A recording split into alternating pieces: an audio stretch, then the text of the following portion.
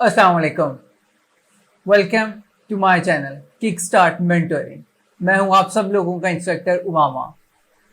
आज से हम फोटोशॉप बिगनर सीरीज को स्टार्ट करने जा रहे हैं। सबसे पहले तो मैं आपको फोटोशॉप का एक छोटा सा इंट्रोडक्शन दे दूं कि फोटोशॉप क्या है। बेसिकली फोटोशॉप एक रास्टर बेस्ड एप्लीकेशन है। रास्टर बेस्ड क्या होता है? रास्टर बेस्ड वो होता है जो पिक्सल के ऊपर रिलाई कर रहा होता है। अगर आप फोटोशॉप को देखें तो फोटोशॉप एक सेल्फ उसके मतलब लव से ही यानी फोटोशॉप के वर्ड से ही उसका मतलब निकला है to photo edit. Photo edit का क्या काम है कि अगर आपने किसी पिक्चर को क्रॉप करना है दैट इज फोटो एडिट। आपने पिक्चर में से कोई ऑब्जेक्ट रिमूव करना है या ऐड करना है दैट इज फोटो एडिट। कोई रीटच करना है that is photo edit. Photoshop जब स्टार्ट हुआ था वो सिर्फ इसी पर्पज के लिए हुआ था, बट अब जैसे जैसे फोटोशॉप बढ़ता गया, टेक्नोलॉजी बढ़ती गई, तो फोटोशॉप अब बहुत वास्ट हो गया। अब फोटोशॉप के अंदर क्या क्या नई चीज़ें आ गई हैं, कैसे फोटोशॉप अब उसमें ज़्यादा उन्होंने चीज़ें ऐड कर दी हैं, तो इन सभी को अब हम इस फोटोशॉप की अपनी इस सीरीज़ के अंदर सीखेंगे। तो चलिए जी शुरू करते हैं अपनी फोटोशॉप की बिगनर सीरीज़ की क्लास नंबर 1। ओके जी।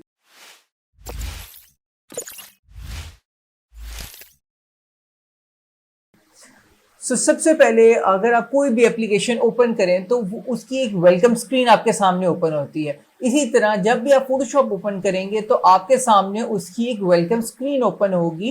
अगर हम इस वेलकम स्क्रीन में देखें तो यहाँ पे आपके सामने कुछ टाइल्स शो हो रही हैं। वो मेरे रीसेंट प्रोजेक्ट्स हैं, जो मैंने रीसेंट प्रोजेक्ट्स किए होंगे या आपने किए होंगे वो यहाँ पे आपको शो होगा। अगर हम अब फिलहाल अगर हम अपने राइट साइड की तरफ देखें तो राइट साइड में यहाँ पर आपको सबसे पहले फोटोशॉप ऑप्शन देता है कि आप अपना कोई भी प्रोजेक्ट का नाम दें, या प्लीज प्रोजेक्ट का नाम दे दिया करें, अनटाइटल ना रहने दिया करें, क्योंकि जब आप एक से ज़्यादा आपके पास फाइल्स होती हैं फोटोशॉप की और आप उसमें से वो पर्टिकुलर फाइल ढूंढना चाह रहे होते हैं तो वो आपके लिए भी इजी होगा अगर आपने नाम दिया होगा। अदरवाइज आपको सारी अनटाइटल्ड 1 2 1 3 फर्दर जितनी भी होंगी वो आपको खोल खोल के एक एक करके चेक करनी पड़ेंगी। यहाँ पे नाम दे दिया करें। उसके अगर हम नीचे आए तो यहाँ पे हमें कुछ डायमेंशंस की ऑप्शन है कि आपने क्या पर्टिकुलर कोई भी चीज़ अगर आप डिज़ाइन करें तो ऑब्वियसली उसकी कोई डायमेंशन होगी और वही डायमेंशन आप यहाँ पे ऐड करेंगे अपने कैनवस के अकॉर्डिंग। अगर हम यहाँ पर आगे आए तो हमारे पास कुछ यूनिट्स हैं, यानी कि कुछ मेजरमेंट्स की ऑप्शन है। आपके पास जो डायमेंशन है वो किस मेजरमेंट में है, पिक्सल में है, इंच में है या सेंटीमीटर में है। जिसके अंदर भी आपके पास डायमेंशन मेजरमेंट्स जिस भी उसमें है आप वो सेलेक्ट करें। मेरे पास फिलहाल अगर पिक्सल्स में है, मैं क्या करूँगा जस्ट यहाँ से पिक्सल को रहने देता हूँ और जो मेरी डायमेंशंस हैं दैट इज़ इन 1920 बाई 1080। अच्छा, अगर लेट्स सपोज मैंने एक डायमेंशन ऐड कर दी बट मुझे नहीं पता कि वो डायमेंशन, मैं कंफ्यूज हूँ कि ये डायमेंशन लैंडस्केप पे आ रही है या पोर्ट्रेट पे आ रही है। तो यहाँ पे अगर आप देखें तो ओरिएंटेशंस हमें फोटोशॉप ने प्रोवाइड की हुई है। इस वक्त जो मैंने अपनी डायमेंशंस डाली हुई हैं that is 1920 by 1080।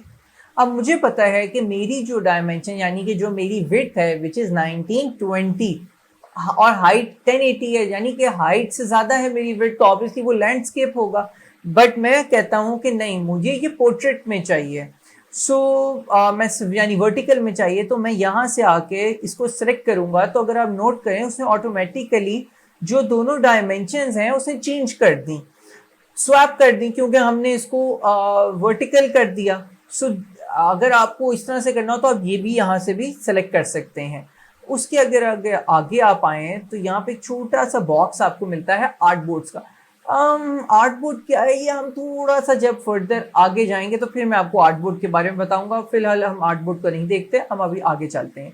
Resolution, okay, यहाँ पे मेरी 300 रेजोल्यूशन हुई है, मैं इसको 72 कर लेता हूँ। 300 जो पिक्सल पर इंच रेजोल्यूशन है वो हम प्रिंटिंग पर्पस के लिए यूज़ करते हैं 300। और अगर मैं बात करूं मोबाइल स्क्रीन की, लैपटॉप, यानी अगर हम कोई चीज़ बना रहे हैं जस्ट फॉर स्क्रीन पर्पस, तो उस वक्त हम 72 पिक्सल पर इंच ही सिंपल यूज़ करेंगे, that is more than enough. उसके अंदर भी दो यूनिट्स आते हैं, पिक्सल पर इंच एंड पिक्सल पर सेंटीमीटर, बट हम पिक्सल पर इंच यूज़ करते हैं। ओके, अगर उसके आगे आप आगे आके देखें तो यहाँ पे हमें कुछ कलर मोड्स देखने को मिल रहे हैं। फिलहाल मैं सिर्फ आपको दो कलर मोड्स के बारे में बताऊंगा, विच इज RGB, यानी red green blue, and other one is CMYK, सयान मेजेंटा येलो ब्लैक। जो मोबाइल स्क्रीन पर्पस के लिए यूज होते हैं दैट इज RGB।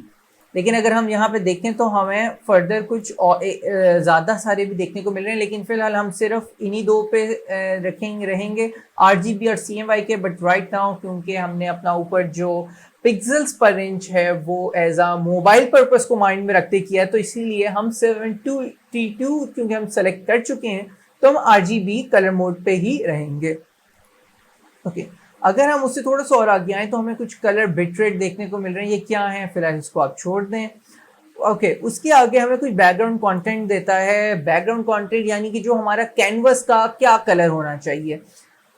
अच्छा, कैनवस का ये इस तरह का यहाँ पे बहुत सारे आप लोग सोच रहे होंगे कि क्या हम जो स्टार्ट में कलर देते हैं क्या वो हम बाद में चेंज नहीं कर सकते। नहीं, ऐसा है कि आपने अगर यहाँ पे कोई भी, इसको सिंपल वाइट पे रहने दें, सही है। उसके बाद आप जिस वक्त अपना कैनवस या डॉक्यूमेंट क्रिएट कर लेंगे तो आपके पास तब भी ऑप्शन होती है कि आप अपना कलर उस टाइम पे भी चेंज कर सकते हैं।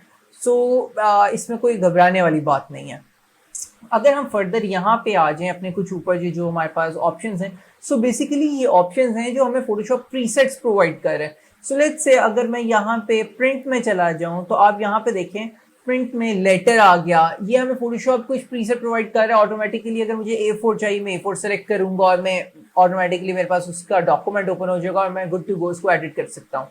लेकिन अगर मैं कोई मोबाइल के लिए कर रहा हूँ तो यहाँ पे मोबाइल के कुछ मॉडल्स आ रहे हैं। अच्छा, जो यहाँ पे मॉडल्स आ रहे हैं ऐसा नहीं कि आप उनके अलावा नहीं कर सकते। जैसे मैंने आपको शुरू में बताया कि आपके पास जो डायमेंशन है जिस भी चीज़ की, आप वो डायमेंशन ऐड करें और आप उस पर काम स्टार्ट कर सकते हैं।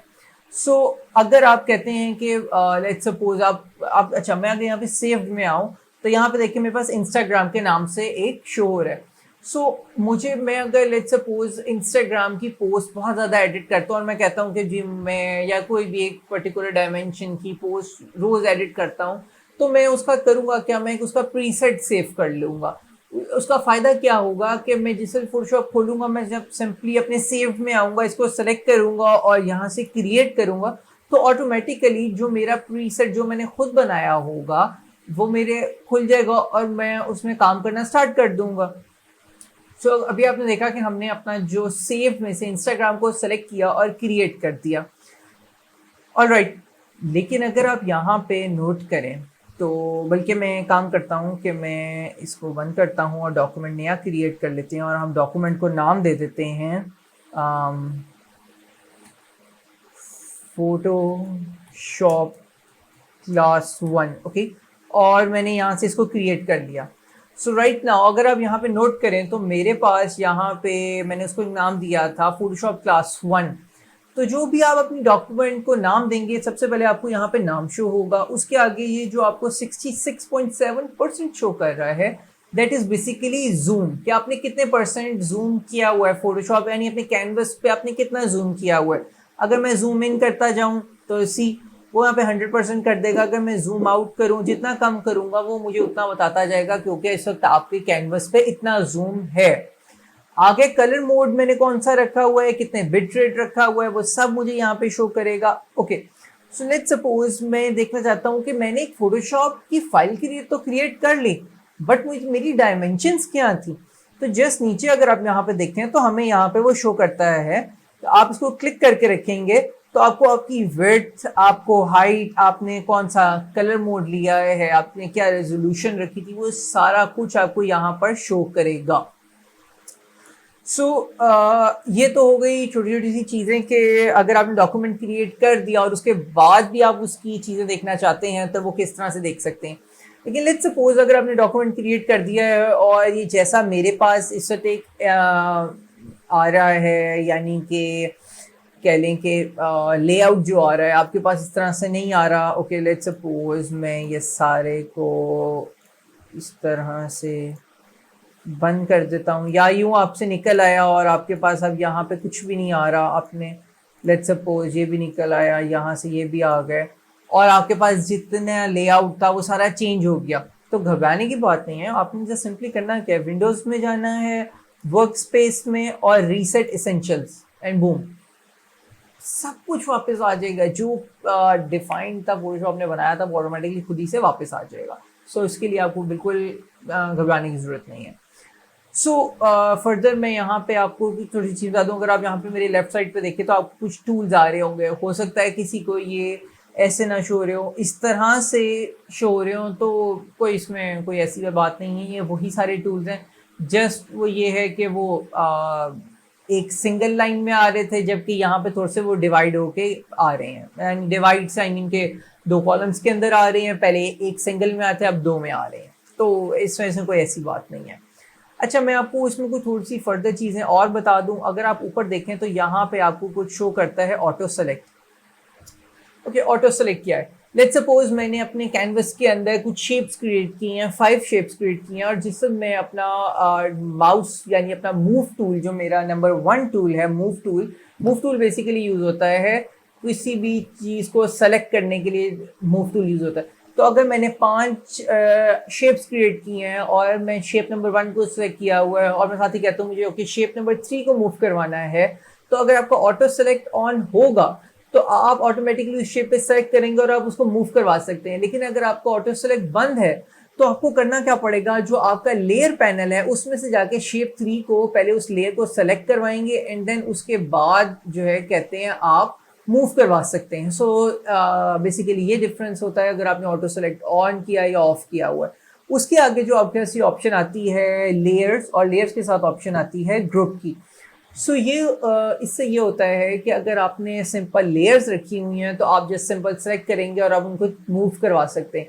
बट अगर आपने ग्रुप कर दिया है, 3 लेयर बनाई, उनको ग्रुप कर दिया, तो जिस आप सेलेक्ट करेंगे वो पूरा एक ग्रुप सेलेक्ट होगा, यानी वो पूरा ग्रुप मूव होगा, एक लेयर उससे पर्टिकुलर लेयर मूव नहीं होगी।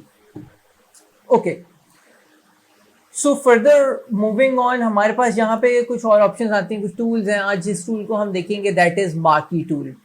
ओके, अगर मैं अपने यहाँ पे मार्की टूल के बारे में बात करूँ तो मार्की टूल का फ़ायदा है हम कुछ सेलेक्शंस बना लेते हैं, और उस सिलेक्शन को जो है कहते हैं हम किस तरह से लेकर चल रहे हैं। यानी कि हमारे पास जो सिलेक्शंस आती हैं, हम करेंगे क्या, अगर मैं यहाँ से अपना मार्की टूल सेलेक्ट कर लूँ, रेक्टेंगुलर मार्की टूल, और मैं इतनी सी जगह पे मार्की टूल से सेलेक्ट किया, और मैं ब्रश टूल लेकर यहाँ पे कलर फिल कर रहा हूँ, तो अभी आप ये देखें कि वो जो मैंने शेप क्रिएट की है वो खाली उसके अंदर वो कलर फिल कर रहा है, बाहर नहीं जा रहा। बिकॉज द रीज़न वाई कि मैंने जितने एरिया को सेलेक्ट किया खाली उसके पिक्सेल्स एक्टिव हो गए और बाकी एरिया के पिक्सल डीएक्टिवेट हो गए, यानी डीसेलेक्ट हो गए। तो अगर मैं अपना इसको डीसेलेक्ट करूं जो शेप बनाई थी, और मैं यहाँ पे अब बाहर कहीं भी कलर कर लूं, तो आप ये देखें कि वो कलर कर रहा है, अंदर भी करेगा और बाहर भी करेगा। सो जो हमारा मार्की टूल है वो हमें कुछ इस तरह से हेल्प आउट कर रहा होता है। ओके, सो अगर आप कहते हैं कि अच्छा मैं फिलहाल क्या कर रहा हूँ, यहाँ पे आपके पास 2 कलर आते हैं, एक फोरग्राउंड और एक बैकग्राउंड। मैं फिलहाल ऑल्ट बैकस्पेस करके अपना बैकग्राउंड कलर फिल कर रहा हूँ, लेकिन अगर मुझे फोरग्राउंड कलर करना है तो मैं करूँगा alt backspace. Alt backspace is for foreground, जबकि control backspace is for background. Okay, so मैं करूँगा क्या, मैं यहाँ पे अगर लेट्स सपोज मैंने एक शेप क्रिएट किया और मैं इसके अंदर कलर फिल कर देता हूँ। ओके, मैंने कलर फिल कर दिया, लेकिन अगर मैं कहता हूँ कि मुझे एक से ज़्यादा शेप बनानी है, तो आप ये देखेंगे वो पिछली शेप ऑटोमेटिकली डीसेलेक्ट हो जाती है। ओके, सो मैंने यहाँ पे एक शेप बना ली और मैं कहता हूँ कि मुझे एक शेप इसी के साथ साथ कुछ थोड़ी सी चेंज सी थोड़ी शेप बनानी है, तो मैं करूँगा क्या, मैं यहाँ पे ऊपर अपनी हर टूल की कुछ प्रॉपर्टीज़ होती हैं, उस टूल की यहाँ प्रॉपर्टीज़ में आऊँगा, ऐड टू सिलेक्शन पे सेलेक्ट करूँगा, यानी कि जो सेकंड वाली है, और यहाँ से मैं एक ऐसे से सिलेक्शन बना ली, तो उसने ऑटोमेटिकली वो सिलेक्शन ऐड कर दिया। अब मैं इसमें कलर फिल करूँगा तो वो ऑटोमेटिकली उसी में कलर फिल करता चला जाएगा। लेकिन अगर मैं ये कहता हूँ कि मुझे इतना सा एरिया निकालना है, तो मैं सेपरेट सिलेक्शन करके और यहाँ पे एरिया बना दूंगा। अच्छा, अगर अभी आप देखें तो अभी वो येलो ही है, लेकिन अगर मैं कोई और कलर सेलेक्ट करता हूँ और फिर आके अपना ब्रश टूल से फेरूंगा, तो वो देखें उसने क्या किया, जितने एरिया को मैंने सब्ट्रैक्ट डीसेलेक्ट करवा दिया उसमें तो कलर फिल नहीं किया, उसने बाकी एरिया में कलर फिल कर दिया। लेकिन अगर मैं कहता हूँ कि मैंने इसी तरह को 2-4 और शेप्स बना ली, ये भी बना ली, ये भी बना ली, कुछ ऐसी सी बना ली और कुछ तरह से बना ली, लेकिन अब मैं इनमें से कोई मुख्तसर सी एक अलहदा सी कोई शेप निकालना चाहता हूँ, तो मैं इंटरसेक्ट सिलेक्शन लूँगा और ये एरिया इतना सा मैंने सेट करवा लिया। अब जो एरिया मैं अभी बना रहा हूँ और पिछले एरिया के साथ वो इंटरसेक्ट करके उतना एरिया रह जाएगा और बाकी सारा डीसेलेक्ट हो जाएगा। ओके, मैं ब्रश टूल लिया और यहाँ से जब मैं उसको कलर चेंज करके कोई भी कलर फिल करूँगा तो वो देखिए उसने ऑटोमेटिकली किया क्या कि उसको जो मैंने इंटरसेक्ट करवाया था खाली उतने से एरिया का उसने कलर फिल कर दिया। ये यहाँ पे हमें कुछ थोड़े से फ़ायदे देता है मार्की टूल। अच्छा, अगर मैं ये कहता हूँ कि मार्की टूल में मैंने सेलेक्ट करवा रहा हूँ और मैं कहता हूँ कि जितना एरिया ये जो मैंने सेलेक्ट किया है इसमें कलर ना फिल हो, जो बाकी का एरिया है उसके अंदर फिल हो जाए।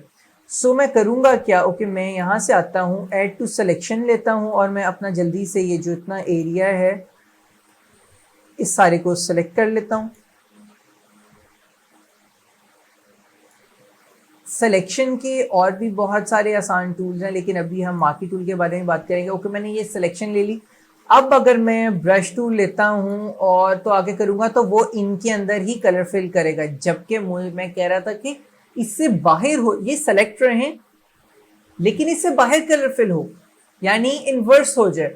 तो मैं सिंपली करूँगा क्या, मैं यहाँ से आके अपना पहले वापस मार्की टूल सेलेक्ट किया, मैंने आके राइट क्लिक किया और कर लिया सेलेक्ट इन्वर्स। अब अभी बज़ाहिर आपको लगेगा वही सेलेक्ट हुआ है, लेकिन अगर अभी हम अपना ब्रश टूल लें और मैं कलर करना शुरू करूं तो आप ये देखें कि वो उससे बाहर वाले एरिया में कलर फिल कर रहा है, अंदर कलर फिल नहीं करेगा क्योंकि हमने उसको इन्वर्स करवा दिया है।